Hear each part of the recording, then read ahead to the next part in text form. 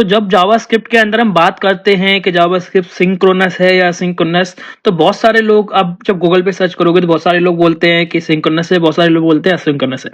तो यहाँ पे एक चीज क्लियर करते हैं कि सिंक्रोनस है या असिंक्रोनस है। जावास्क्रिप्ट जो है वो बाय डिफॉल्ट या फिर बिहेवियर से बोलोगे तो वो है synchronous and single threaded and blocking technique वो यूज करता है। इसका मतलब क्या है कि जब एक लाइन चलेगी उसके बाद सेकंड लाइन चलेगी, देन थर्ड चलेगी, एंड ऐसे ही आप बहुत सारे टास्क कर सकते हो, बट वो एक लाइन में चलेंगे, सीक्वेंस में चलेंगे। जब तक दूसरा कंप्लीट नहीं होगा तब तक तीसरा स्टार्ट नहीं होगा। एंड इस टेक्निक को हम क्या बोलते हैं? सिंक्रोनस। सिंक्रोनस का मतलब समझ रहे, एक सिंक में चलना, है ना। तो यहां पे अगर जब मैं इसको रन कर रहा हूं तो मुझे यहां पे जैसे ही राम मिलेगा, बट बाय डिफॉल्ट तो ये सिंक्रोनस है। अब इसको मैं क्या कर सकता हूं? मैनिपुलेट कर सकता हूं असिंक्रोनस प्रोसेस में। तो असिंक्रोनस प्रोसेस में चेंज करने के लिए मैं क्या करूंगा? फ्लो चेंज करने के लिए यहां पे मैं एक सेट टाइम आउट डाल दूंगा। अब ये क्या करेगा? इस कोड के, ये जो कोड रन हो रहा होगा इसी के पैरेलली ये भी रन हो रहा होगा और 3 सेकंड के बाद ये हेलो प्रिंट करा देगा। तो जब भी मैं इसको रन करूंगा तो ये देखो अभी जय श्री राम प्रिंट हुआ है, बट कुछ टाइम के बाद हमारा हेलो आ गया। तो ये जब भी तो आया है जब ये क्या चल रहा होगा? पैरेलल चल रहा होगा इन सारे कोड के। तो इस प्रोसेस को हम बोलते हैं असिंक्रोनस प्रोसेस। तो आज हम बात करने वाले हैं मैप एंड फॉर ईच के बारे में। आपने मैप भी यूज किया होगा, आपने फॉर ईच भी यूज किया होगा, बट इसके बारे में मैं 2 डिफरेंस बताने वाला हूं दोनों में। पहला डिफरेंस तो ये है कि जब हमने यहाँ पे एक एक्स नाम का एक एरे दिया, इस एरे के साथ मैं मैप लगाया एंड यहाँ पे मैंने जो भी आइटम है उसको मल्टीप्लाई करके मैं रिटर्न कर रहा हूं, तो मुझे एक न्यू एरे मिल रहा है, जिसको यहाँ पे मैं अगर मैं रन करता हूं तो मुझे यहाँ पे मिल जाता है एरे। ठीक है। अगर सेम प्रोसेस मैं एक्स डॉट फॉर ईच के साथ कर रहा हूं, यहां पे भी मैं आइटम डॉट मल्टीप्लाई करके रिटर्न कर रहा हूं और इसको प्रिंट करा रहा हूं, तो यहां पे आप देख सकते हो कि यहां पे अनडिफाइंड आ रहा है। इसका मतलब क्या है कि फॉर ईच जो होता है वो एक नया एरे रिटर्न नहीं करता है, जबकि मैप हमारा नया एरे रिटर्न कर देता है। और फॉर ईच से सिर्फ आप आइटरेट कर सकते हो। अब दूसरा प्रोसेस क्या है कि मान लो मैं यहां पे रिड्यूस लगा देता हूं एंड सेम रिड्यूस में इसके साथ भी लगा देता हूं फॉर ईच के साथ। अब यहां क्या होगा? जब इसका टोटल एंड नेक्स्ट वैल्यू मिल रहा होगा तो सम जो होगा रिटर्न होके इसमें आ जा रहा होगा न्यू एरे 1 में। ओके, बट सेम चीज यहां पे अगर न्यू एरे 2 की बात करोगे तो यहां पे क्या आएगा वो देखेंगे। जिससे रन करते हैं और रन करने के बाद देखेंगे यहां देखो 91 ऊपर वाले का तो आ रहा है, वो ठीक है, बट जो नीचे वाला है रिड्यूस हमने यहां पे लगाया हुआ है दे रहा है एरर। और यहाँ क्या बता रहा है? Can not read properties undefined reduce. इसका मतलब क्या है कि आप किसके साथ सिर्फ और सिर्फ आइटरेट। तो आज हम इस वीडियो में समझने वाले हैं then catch and async await में क्या फर्क है। तो यहाँ पे देखो मैंने क्या किया है, यहाँ पे देखो कि मैंने एक फंक्शन बनाया है ऐड नाम का, जो असिंक बनाया है मैंने, एंड इसके अंदर एक्स एंड बाई की वैल्यू मिल रही है, रिटर्न एक्स प्लस बाई हो रहा है। अब इस फंक्शन को मैंने कहा इस प्रिंट सम नाम के फंक्शन के अंदर कॉल किया। जब इसके अंदर मैंने असिंक लगाया है तो डेफिनेटली हमें गेट करना पड़ेगा यहाँ पे देन लगा के या फिर असिंक अवेट लगा के। अब मैंने पहले देन यूज किया एंड इसमें एक्स मतलब जो यहाँ से रिटर्न हो रहा है सम, वो यहाँ पे मिल जाएगा एंड मैंने इसको प्रिंट करा लिया। इसके बाद 2 कंसोल डाल लिए। अब क्या होता है देन के अंदर, क्या होता है कि अगर इस स्टेटमेंट का जो रेस्पॉन्स है, रिजल्ट अगर नहीं मिल रहा है जब तक, तब तक बाकी जो लाइंस का कोड होगा वो चल चुका होगा। ऐसा नहीं है कि इसका वेट करेगा। तो यहाँ पे जब मैं इसको रन कर रहा हूं तो रन करने आप देखोगे कि hello how are you and 20 बाद में आ रहा है, जबकि इसे पहला आना चाहिए अगर हम लाइन का कोड का देखें, मतलब सीक्वेंस देखें तो। ठीक है।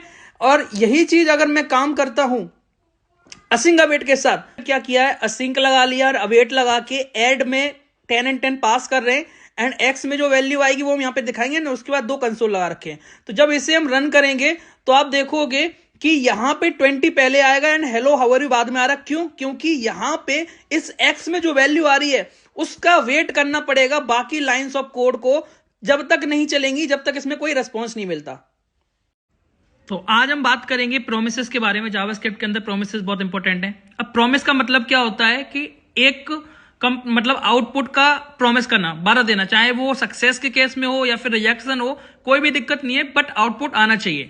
तो यहाँ पे देखो जो हमारा प्रोमिसेस होता है वो एक्चुअल में 2 सेक्शन होते हैं। पहला सेक्शन होता है प्रोड्यूसिंग कोड, जो एक्चुअल में लॉजिक लिखने के लिए, एंड वो रिटर्न करता है हमें 2 कॉलबैक्स, मतलब 2 आउटपुट, एक रिएक्शन के केस में एक सक्सेस के केस में। तो इसे अगर हम ओपन करेंगे यहाँ पे तो आप देखो कि मैंने कुछ लॉजिक लिखा है। तो यहाँ पे देखो हमने ये कॉलबैक फंक्शन लिए, माई रिजेक्शन एंड माई रिजॉल्व। इनका नाम आप कुछ भी रख सकते हो, कोई दिक्कत नहीं है। इन दोनों फंक्शन को मैंने अलग अलग केस में कॉल कर लिया कि मान लो अगर मेरा एक्स इक्वल्स यहाँ पे 0 है तो मैं सक्सेस रिजल्ट दे रहा हूं, एंड अगर नहीं है तो मैं यहाँ पे एरर के केस में रिएक्शन वाला कॉल कर रहा हूं। अब जब दोनों यहाँ पे आप कॉल कर दोगे तो इनका आउटपुट कहाँ जाएगा, यहाँ पे। तो माई प्रोमिस जो हमने ऊपर बनाया उससे मैंने देन को कॉल किया, देन का केस में मतलब सक्सेस रेट रहेगी तो इसमें आएगा वैल्यू, ओके। एंड अगर एरर आएगा तो यहाँ पे कैच में आप कॉल कर लोगे। एंड दोनों के केस में मैंने माई डिस्प्ले नाम का फंक्शन कॉल किया है जो ऊपर जस्ट आउटपुट दिखाने के काम आ रहा है। तो जैसे यहाँ पे मैंने कॉल किया पहले तो देखो भाई ओके आ रहा है, ओके का मतलब है कि x इक्वल 0 है इसलिए ओके है। अगर मैं यहाँ पे मान लो 5 कर दे रहा हूं एंड मैं रन करूंगा तो यहाँ पे हमें एरर मिल रहा है क्योंकि हम यहाँ पे माई रिजेक्शन के अंदर एरर भेज रहे हैं। तो आज हम देखने वाले हैं for op and for in loop. सबसे पहले समझते हैं फॉर ऑप करता क्या है। देखो यहाँ पे मैंने एक स्ट्रिंग ली है एंड ये स्ट्रिंग को भी जब हम फॉर ऑफ के साथ यहाँ पे देखो मैंने ये वेरिएबल लिया है एक्स एंड ये ऑफ एंड ये नेम मतलब यहाँ पे ये स्ट्रिंग, तो इसको भी ये कैरेक्टर्स में ब्रेक कर देगा एंड आइटरेट करा देगा। तो यहाँ पे आइटरेट में जब आप देखोगे तो यहाँ पे हमारा जो आउटपुट आ रहा है वो इस तरीके से आएगा। गौरव को कैरेक्टर्स में ब्रेक कर दिया एंड ये इस तरीके से दिखा रहा है, ठीक है। अब बात करते हैं सेकंड एग्जांपल हमारा कि जैसे यूजर्स नाम का मैंने एक एरे लिया, एरे को भी मैंने यहाँ पे यूजर्स में पास किया एक्स ऑफ लिख के एंड यहाँ पे एक्स को प्रिंट कर रहा हूं। तो यहाँ पे मेरा क्या हो रहा है, हर एक आइटम जितना भी है वो मिल रहा होगा एक्स के अंदर एंड वो प्रिंट हो रहा होगा कुछ इस तरीके से, गौरव, सौरभ, अंकित हैं इसमें। जब हम बात करते हैं फॉर इन की तो यहाँ पे आप एग्जाम्पल में देखोगे कि काउंट्स नाम का मैंने एक एरे लिया है। तो ये एरे के अंदर जो फॉर इन होता है ये क्या करता है, ये इंडेक्स को देता है। तो यहाँ पे आइटरेट कर रहा है तो यहाँ देखो एन के अंदर एक्चुअल में आ रही होगी इंडेक्स। तो यहाँ पे जब आप इसका आउटपुट देखोगे तो आउटपुट मिलेगा 0 1 2 3, मतलब 4 आइटम है तो 0 से स्टार्ट होगा तो ये इंडेक्स हमें मिलेगी।